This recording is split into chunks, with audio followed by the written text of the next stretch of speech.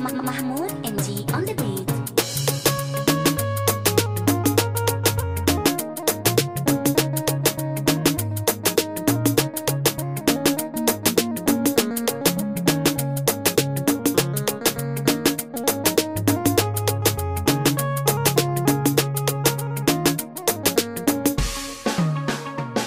Idan na rufe ido ke nake gani sahiba ta tilo guda ɗaya, na aminta so yayi garkuwa inda ke bazan kalli wata ba.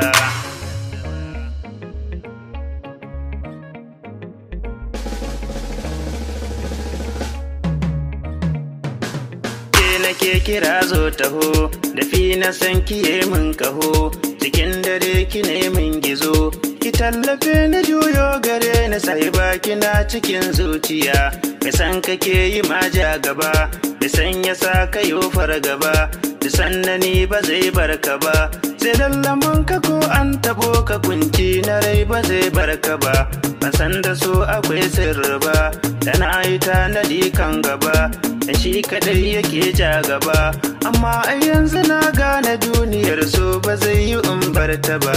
Farkon ganin kiyagin biya, in sace jijiyar zuciya, ina nake yi ma tambaya, wai yake shirin faruwa da ni har na kasa gane gaba. Na kyala hakaɗin sirri ne, na bar shi zuci na jingine, da sanni gashi ya bayyane, su baya boye waka ji dan uwa kar gaban ka ya faduwa.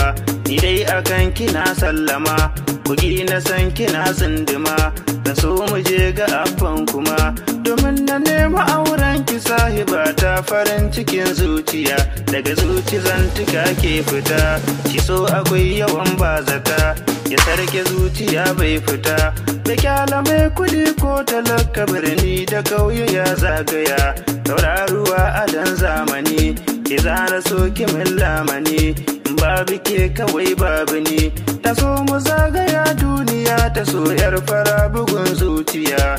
Aliyu na ki haidar kira, yanke ba zai yi in barki ba, ba zan ki boye sirrin ki ba, ki ce kadai nake ma yabo a fili da baɗi ligin biya sahiba.